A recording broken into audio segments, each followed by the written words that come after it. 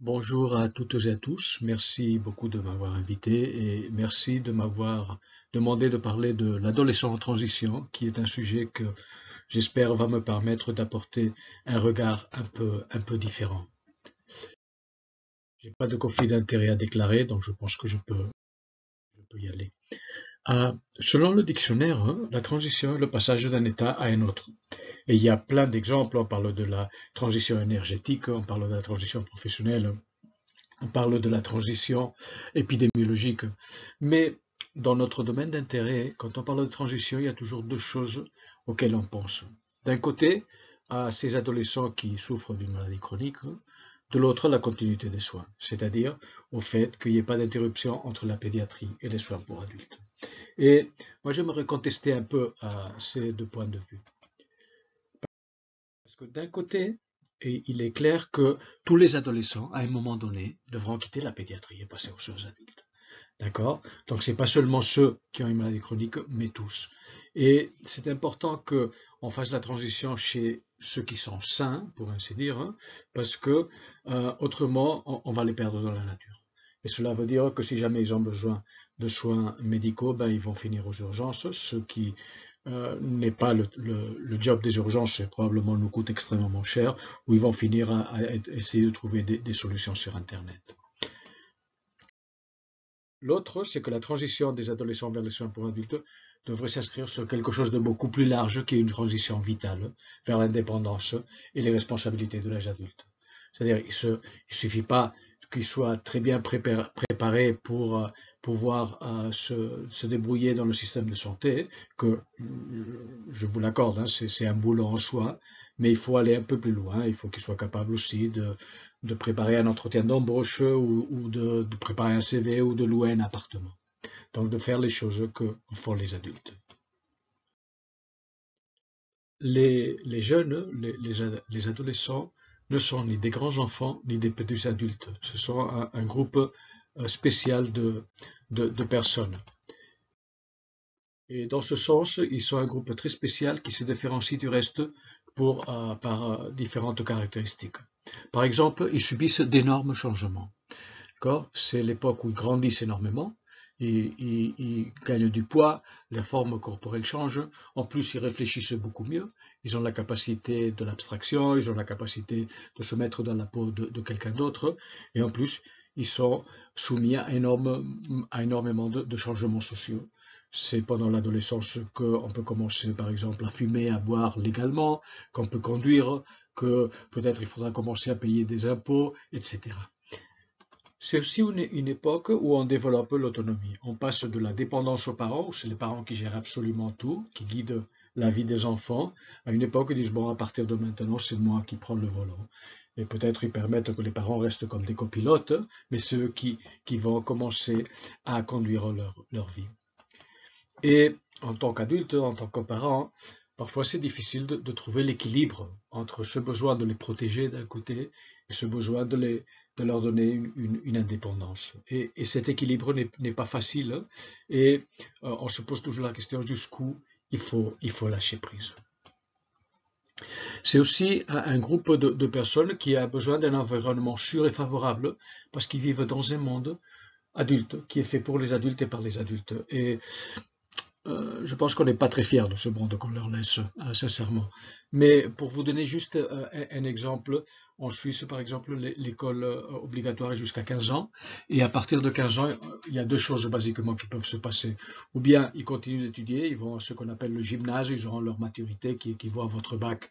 Et après, si tout va bien, l'université. Ou bien ils partent en apprentissage. Et les apprentis, ils font un jour par semaine d'école et le reste du temps, ils sont dans une entreprise, dans un atelier, dans un chantier où ils apprennent leur métier.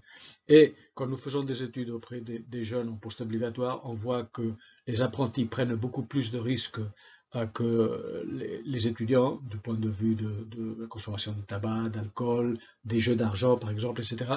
Juste parce qu'ils sont exposés à cela, parce qu'ils entrent plus vite dans le monde professionnel ou semi-professionnel dans le monde des adultes. Ils ont besoin de services de santé qui soient adaptés et de conseils parce qu'ils ont besoin d'un filet de sécurité. Ils ont besoin d'endroits où ils peuvent aller discuter et demander l'avis de professionnels. Et ils ont surtout besoin d'occasions de participer. Et ça, je pense qu'on leur donne très peu d'occasions. Je pense que nous vivons dans une époque où on fait énormément de choses, de programmes pour les jeunes, qui sont faits par des adultes et rarement leur demandent leur opinion, a priori. On fait avec la meilleure des intentions et on pense qu'on fait des choses qui seront très intéressantes pour les jeunes et qui vont leur plaire. Et très souvent, nous sommes à côté de la plaque. Je pense que le jour où on fera sérieusement des évaluations des programmes pour les jeunes, on verra que pour une bonne partie d'entre eux, on est en train de jeter l'argent par la fenêtre.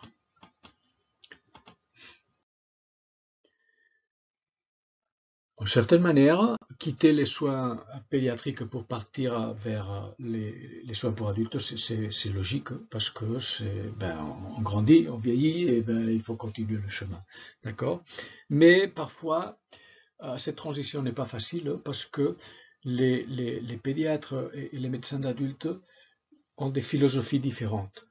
D'accord? Une approche différente aux patients. Elle n'est ni meilleure ni pire, simplement différente.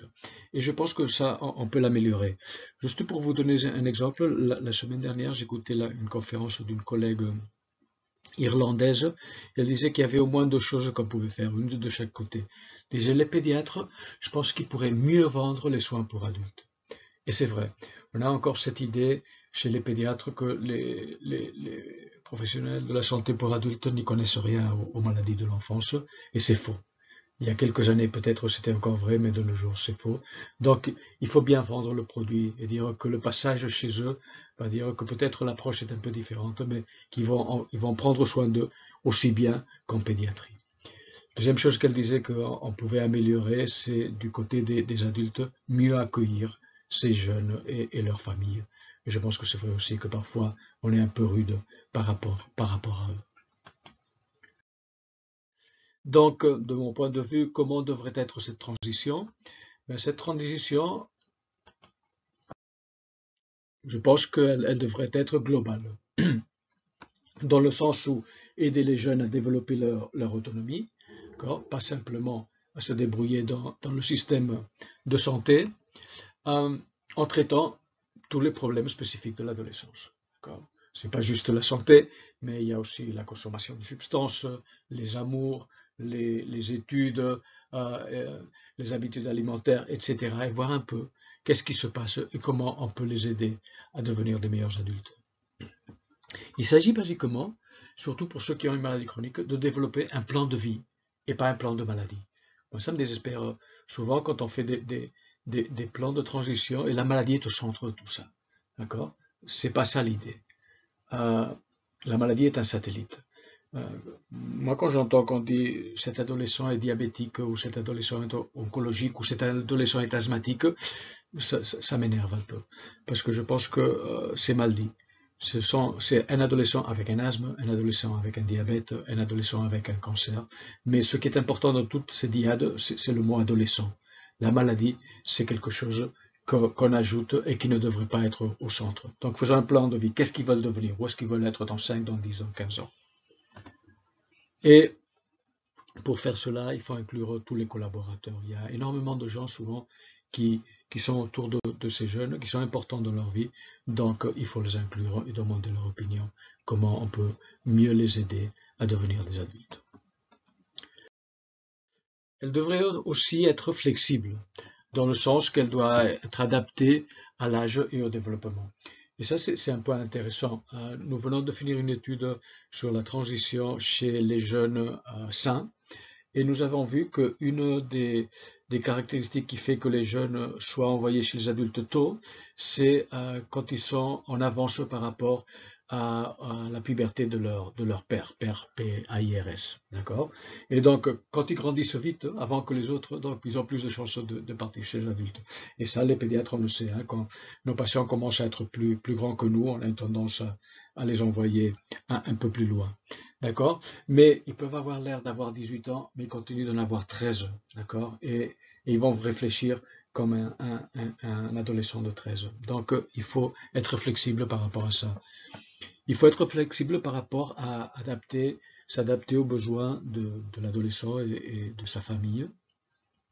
pas tous les adolescents, pas toutes les familles ont les mêmes besoins. Il y en a qui gèrent très bien une partie de leur vie, il y en a et pas très bien une autre partie. Donc il faut voir là où ils ont le plus besoin d'aide et adapter le protocole à ces besoins. Il faut évidemment éviter les périodes de crise, s'il y a des flambées de la maladie ou s'ils sont hospitalisés, etc. Et aussi les périodes de stress. Si ne pas rajouter une couche s'ils sont déjà en train de changer d'école, par exemple, ou s'ils sont en train de déménager, ou s'il y a une problématique familiale importante. Et finalement, je pense que cette transition devrait être coordonnée. D'abord avec le médecin de premier recours. Quand on parle avec les médecins généralistes, les médecins de famille, les pédiatres généralistes même, ils se sentent très exclus de toute cette histoire. Ils pensent que la transition, au fond, c'est une histoire entre les spécialistes, qu'ils n'ont pas leur mot à dire. Et c'est dommage, parce que c'est eux qui vont voir probablement le plus souvent ces patients. Donc, inclure, coordonner avec les médecins de premier recours. Évidemment, il faut le coordonner avec le spécialiste pour adultes pour aller dans le même sens, surtout par rapport à ce qu'est la prise en charge thérapeutique, et avec tous les professionnels impliqués. Et notez que j'ai mis tous les professionnels et pas tous les professionnels de la santé impliqués, parce que, mis à part les professionnels de la santé, il y a d'autres professionnels qui sont très importants dans cette histoire. Je pense par exemple aux enseignants, je pense aux assistants sociaux, il peut y avoir des coachs sportifs, etc. Donc, il y a plein de personnes qui gravitent autour de ces jeunes qui ont leur mot à dire et qu'il faut coordonner. Et finalement, par le professionnel en charge. Il faut qu'il y ait quelqu'un qui se charge que tout cela se passe correctement. Ça peut être un médecin, ça peut être une infirmière, ça peut être un jeune qui a fait déjà sa transition, ça peut être un assistant social, ça m'est égal, mais il faut qu'il y ait quelqu'un qui prenne la responsabilité et que tout se passe comme prévu. Il y a quelques années, avec mes collègues Françoise Dominé et Christina Acré, nous avons écrit une liste d'éléments clés pour une bonne transition, que je pense qu'ils sont toujours d'actualité. Donc, il faut une bonne préparation et planification, et cela veut dire commencer tôt. Je pense que vers 10-11 ans, c'est un bon moment pour commencer à discuter de comment vont se passer les choses, quels seront les pas, comment on va les organiser, que pense le jeune et ses parents ou sa famille de la planification, etc. Il faut aussi l'implication de la famille. Notez qu'on n'a pas mis l'implication des parents, mais l'implication de la famille. La fratrie a beaucoup de choses à dire là-dedans. Et ils sont les grands oubliés. Et ils souffrent de la maladie de leur frère ou de leur sœur aussi. Donc, inclure la fratrie. Parfois, il y a d'autres éléments de la famille qui sont importants, des grands-parents, des oncles, etc. Il faut les inclure là-dedans. Il faut identifier des professionnels de la santé pour adultes qui s'intéressent aux jeunes, parce que cela facilite énormément les choses. De la même façon qu'il y a des pédiatres qui ne s'intéressent pas aux adolescents, et c'est légitime, il y a des professionnels de la santé qui ne s'intéressent pas aux jeunes. Et en plus, il faut penser que du côté des adultes, souvent, l'âge moyen de leur patientèle est autour de 50 ans. Donc, quand un jeune homme ou une jeune femme de 18, 19, 20 ans atterrit chez eux, c'est comme s'ils recevaient un prématuré extrême. D'accord? Donc, ils entrent en panique. Donc, trouver des gens, des professionnels qui s'intéressent pour ce groupe d'âge. On a déjà parlé du choix approprié du moment de transfert, ce ne soit pas un moment de stress ou un moment de crise. Le travail coordonné, quand on parle avec les parents, c'est la chose qu'ils apprécient le plus. C'est-à-dire qu'ils arrivent chez les adultes et tout est prêt pour les recevoir. D'accord? On sera tous d'accord que c'est désespérant quand on espère qu'on vous attend et vous arrivez et rien n'est prêt. Donc la coordination est très importante pour les parents et pour les jeunes.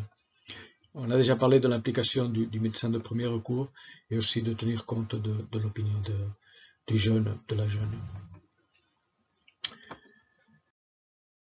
Je finis déjà avec cette étude de ma collègue Anne-Loes van Sta et ses collaborateurs qu'ils ont fait aux Pays-Bas. Ils ont pris des jeunes adultes et des parents qui étaient déjà passés du côté des adultes et ils leur ont posé la question, écoutez, si c'était à refaire, comment vous pensez qu'on pourrait améliorer la transition? Ils ont dit des choses intéressantes. La première chose qu'on dit tant les jeunes que leurs parents, c'est qu'il faut commencer tôt. il faut commencer à préparer ça tôt. Et j'ai une collègue canadienne qui dit que la transition doit se commencer au moment du diagnostic. Peut-être c'est un peu poussé, mais quand même, à 10-11 ans, il faut commencer.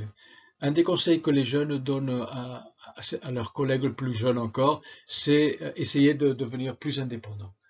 Parfois, se laisser porter par les parents est une position facile, mais non, il faut vraiment essayer de devenir plus indépendant ou le plus indépendant possible.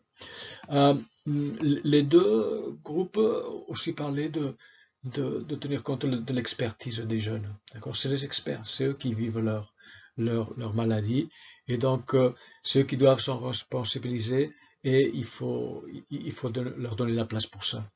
Et les parents disaient deux choses dont on a déjà parlé. Une, qu'il faut les impliquer, et c'est important, on ne peut pas les laisser de côté. Les parents sont importants toujours, d'accord? Il faut juste les préparer, parce que leur rôle, leur job, d'une certaine manière, va changer de manière relativement importante, mais ils continueront d'être là. Et la deuxième chose qu'ils demandaient, c'est d'améliorer la communication dans les services d'adultes pour qu'ils se sentent un peu mieux accueillis.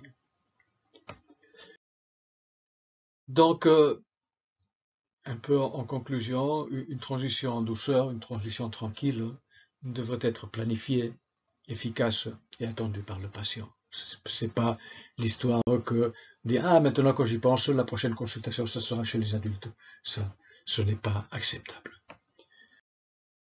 Donc, quelques messages pour emporter avec vous à la maison, si cela vous convient, parce que vous n'êtes pas obligé, mais je dirais, écoutez, le processus de la transition doit commencer tôt, le plus tôt possible. 10-11 ans, on commence déjà à planifier un peu quelles seront les étapes. Les parents, la famille ont un rôle important à jouer. Leur rôle va changer, mais ils continuent d'avoir un rôle très important, ils doivent être écoutés. Il faut identifier des professionnels de santé intéressés par les jeunes, ça va vous faciliter la vie de manière très importante. Il ne faut pas oublier d'inclure le médecin de premier recours, parce que c'est une ressource très importante, tant pour le jeune que pour la famille. Créer un protocole de transition qui soit flexible, adaptable aux différents besoins des différentes familles, des différents patients. Assurez-vous que tout le monde sait quel est son rôle, c'est-à-dire que tout le monde sait qui doit faire quoi, quand et pourquoi. D'accord? Et pour ça, il faut évidemment qu'il y ait un coordinateur, quelqu'un qui s'occupe de s'assurer que chacun fait ce qu'il doit faire ou ce qui est attendu de lui ou d'elle. Et surtout aller au-delà des problèmes strictement médicaux. Il y a un monde là-dehors. D'accord? La transition ne concerne pas seulement la santé, c'est la préparation pour entrer dans le monde des adultes. Donc, faites le grand tour, parlez un peu de tout. Souvenez-vous qu'un adolescent avec une maladie chronique, c'est surtout un adolescent. D'accord? Il faut le traiter comme ce qu'il est, comme un jeune. Je vous laisse en Suisse et vous remercie de votre attention.